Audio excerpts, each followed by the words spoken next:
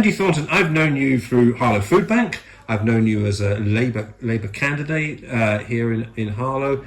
But your love of music, when did you first develop a love of music? I grew up in a family where my mum taught the piano and my dad was a sort of amateur singer.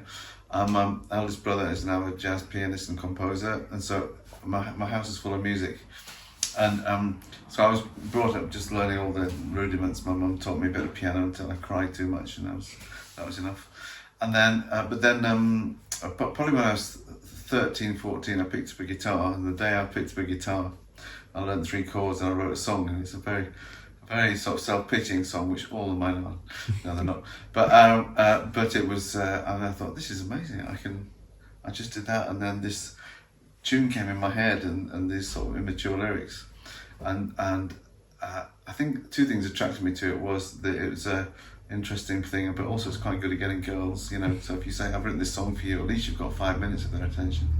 So as a teenager, that was a kind of preoccupation, and I just really enjoyed the idea of, you know, so I was about 14, we had a band, and I was listening to songs. I remember John, I'm Only Dancing by David Bowie was one of the first ones we learned to play together, and even now I think that's a great song. And you realise I just like the idea that you've got 3 to 5 minutes in which to construct something that is fulfilling for the listener in some way or other. Who are your earliest influences? Do you know the first band? So that was the David Bowie era. So I'm in Yorkshire, right? I grew up in Yorkshire, and we come down to the south of England, which was exotic in those days, in the car, sort of 7 hours in a hot, sweaty car with your family. I was in Bournemouth when I was about 14 on my holiday, and David Bowie was coming to Bournemouth, so I bought the ticket. And this would be my first ever gig, and I turn up on the night thinking, I vaguely know David Bowie, I wasn't that massively into him. But then this guy comes on the stage and says, I've got some good news and bad news. The bad news is David Bowie can't make it tonight. But the good news is that we have an alternative for you. And ladies and gentlemen, here is Status Quo. And you think, okay, but I absolutely loved it. It's the first time I've been at a rock gig. So I went home, bought the album, learned every note on that album on my guitar, and I thought, Status Quo is quite good for this because they're not that clever. And so at 15, you can learn the songs. And then the Beatles probably is the biggest one, because my big brother was into the Beatles. I would just listen to them most nights. We had a big old reel-to-reel tape recorder, my dad's reel-to-reel, and my brother recorded the album, and I'd just sit and listen to the Let It Be albums and things like that. So I think, you know, they were the grounding, the really beautifully crafted songs. So as a musician, because this is where we're heading to, when did you take a step up to, you know, playing more full time and starting to trying to, you know, make a career of it? Yeah, well, I went to study in Scotland after, so I grew up in Yorkshire. I went to Dundee, and I met quite a lot of really interesting musicians when I was at uni, and then I moved into a flat with Ricky Ross, who became the lead singer in Deacon Blue, but wasn't at that time. And we were writing songs and doing a lot of music and playing little gigs and festivals and things. And so at that point, he moved through to Glasgow and I moved through to Glasgow, and we both had bands, and we both, after a while, it was an era in the 80s in Glasgow when A&R men were coming up from London looking for the next big Glasgow band, because, you know, you can, if you're of our age, you can reel them off, you know, for the Wet Wet Wets, and he could reel them off and didn't. Hue and Cry and all these sort of bands that they're still going, really, they're reformed. But there was a lot of attention at that time, and so I had a band which was getting a fair amount of attention, and Ricky had too. And what's your band called? At that time, well, eventually it was Big Sur. At that time, it was a different one, but Big Sur was the one that we toured. We did a tour spot with Deacon Blue and a few sort of moments of, you know, 15 minutes worth of fame. But I think it was the point where it was the 80s and a lot of people were unemployed, and I had a job, but the other guys in the band didn't. So I thought, right, I'm going to quit my job. I went on unemployed, and I thought, we'll just see where this goes, in the hope that if we do well, I get to play music and enjoy doing that, but also we get jobs and we get a bit of a career together. So I did that, and for about 3 years, I did 3 or 4 years there full time, from probably 85 to 89, something like that. It was full time, yeah. And didn't make much money. Finally got signed to Chrysalis as a writer, which is basically they're taking a punt. They'll if your songs start to sell, they get a cut of the royalties on it. And so had a bit of support from people in London, a bit of money, but really didn't, that probably made the equivalent of £8,000 a year or something in today's money, trying to do that. So it didn't. So when you looked at others, we were reading off Scottish bands, my little brain was working. So you talk about, you mentioned Dundee, there's the Associates, there's Danny Wilson, you talk about the Blue Nile, the Silencers, Orange Juice, you mentioned Hue and Cry, you could go all across Big Country, Aztec Camera. There's such a scene, wasn't there, and such a amount of musicians. But did you have any songs in you think I could really compete here? I did, and we had, the fact that you get signed meant that someone else also thought you had them, and we've released a few. I released a sort of 12-inch single. We got a few Radio 1 plays and things like that, and the great thing about that scene, I think, was there's a sort of musicality in Scotland which at that time was breaking through, which is really sort of almost like the college rock scene. Aztec Camera, I think, are the ultimate college rock band. They're really just great melodies, good use of chords, hooky lyrics, the whole thing in the bundle, and so you had from that to sort of wet at the other side, you were sort of Motown melted down in White Boy Skin, and that range of bands, I think there's a sense of possibility that we could get out of Glasgow, we could get out to the world, that someone would come along, which was pretty intoxicating and also quite deluding, because and I would put myself partly in the deluded category, insofar as the same band at that time might have been in Harlow, but they would have been overlooked because Scotland was happening. It was Manchester next, it went around, so I think it's a fertile thing, and you meet people and they say, oh, they're doing such and such. It sounds like it would have been a hugely great melting pot of people sharing ideas, but it wasn't at all. It was people watching each other's gigs and saying, the rubbish, aren't they? Yeah, the rubbish. And then go to someone else. It was really competitive.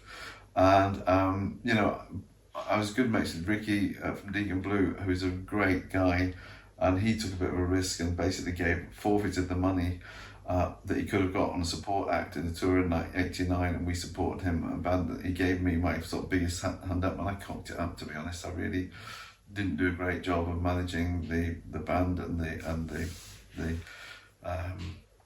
But did you ever listen to the songs he wrote? Yeah. Whether it's Dignity or songs like that, and thinking, I'm not sure I can write as good a song as that, or did you have much more belief in yourself? No, I don't think that even comes into it.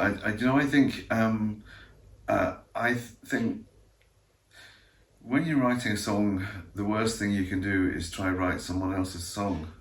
And it was interesting. One of my old friends went to be the guitarist in Wet Wet Wet, Graham Duffin. So Graham, it was 4 guys, and then Graham, who was a bit older, who basically guided their songwriting. And I said to him one day, without being wanting to be rude, it sounds like Wet Wet Wet songs. People sit around the room and sing something until it sounds like Motown, and then they do it. And he went, that's what they do. That's it. They do it. That's a bit like Heard It Through the Grapevine. Keep that bit in. And I think that's the opposite in my head of how you write a good song. It's a way how to get poppy, and you've got to have a Marty Pellow at the front man with that voice, and so that's pop. But what I didn't want to do pop, I wanted to do self-expression, I guess. So music that has your voice, your flavour, which is a bit fatal because it's a bit narcissistic. But at the same time, that's what I wanted to do. I never wanted to just be another pop act, and I succeeded in not being just another pop act. So was there a time going through from the 90s and right into the 21st century that you were working professionally, you had your full-time job, but then you would also record? Yeah, and so I ended up I did a BBC Sunday morning, some live show, some TV stuff, and things like that, where you'd be the sort of, it's a sort of a magazine show now from Scotland. Here's Andy Thornton something. And so I've still got that somewhere on video, which I show my children. They think it's creepy because I've got long hair. I thought I was going to break through, but actually, I got to the point where I was writing songs I was happier with, and I found that the whole sort of fame thing was a bit of a distraction because it is intoxicating, and I've had occasions where 1,000 people are jumping up and screaming at you, and you think that's great. But you go home and you're just the same person, and there's something in me that is a bit more questing, and the artists I really like that stand the test of time for me are artists that other people might not know that well, and who, and some of them, I think the Associates that you mentioned earlier are one of these bands that were never going to be massively famous because Billy Mackenzie, he just wanted to write Billy Mackenzie, things that sounded like Billy Mackenzie, and he had this pianist who he just told what to do in Alan Rankin. So there's a sort of thing there where I think you have to follow your star really, and if you're going to do anything, if you try and imitate other people. So I just kept going for it. I kept thinking that's a good song, Ricky Dignity is good, At the time we just thought, oh yeah, social worker kind of song, and it's big with social workers, but at the same time, it's Ricky, and it's great, and it's his song, and that's why it's good. So I think that I've written some songs that became kind of. When I was working in the field of HIV and AIDS in the 90s, and I wrote a song then which I ended up singing at a lot of people's memorial services and things like that. It really touched people's hearts, and it became almost like a slightly anthemic song for the people who were suffering and dying from AIDS in Glasgow. What's it called? Lighting Up Candles, it's called. It's on an album called Victims and Criminals. And, that for me was a lovely thing because you'd done something, it wasn't written about that at all, but it transferred across to that setting. It was just about holding someone in your heart, really.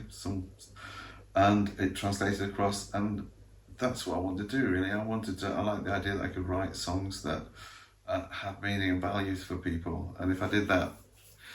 And when's the last time you actually had an album, a CD or anything? Last year, I did one in lockdown, and so what I did with that is called Ages, and available in all good. No, available for There'll be the link on the story. Available for streaming, but it was songs being written over probably the last 4 or 5 years, and I've the sort of theme of the album really. I think that I'm getting to the age now where you shouldn't be writing songs about falling in love with girls. You should be writing songs that have some element of perspective or insight that you've gathered over your life. So it's an album that I don't expect younger people to think, oh, that's great. I don't even expect to understand it, to be honest, because it's an album written in the third stage of your life. If your first stage of your life is just learning how to do stuff, the next stage you're really ambitious, and the final stage of your life is just coming to terms with the fact that you're not growing anymore. If things go wrong, sometimes they don't get better, but inside you're also becoming more mystical, more at home with yourself, more connected to the bigger issues, the bigger what's the right word? Just the scope of our humanity and the fact that it's got to end, and how will I be reconciled to that? Like, it's got a song called Falling Upwards, which comes from a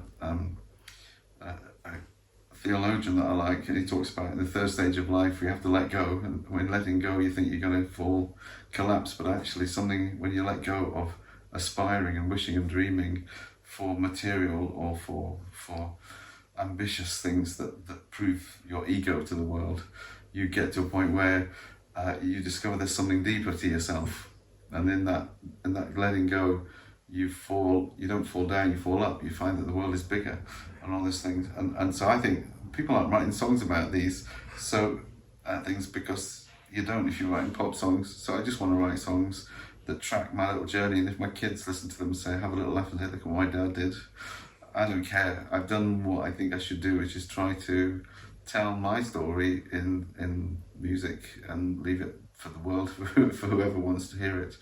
And I think that's the best I can do, really, because there's no money to be made in music. Do you know one thing that you were saying earlier about things that finished you off? I made what I thought was a really nice album. How long ago is it now? It's 15 years ago or something like that, called Sunflower Girl, after my second wife died.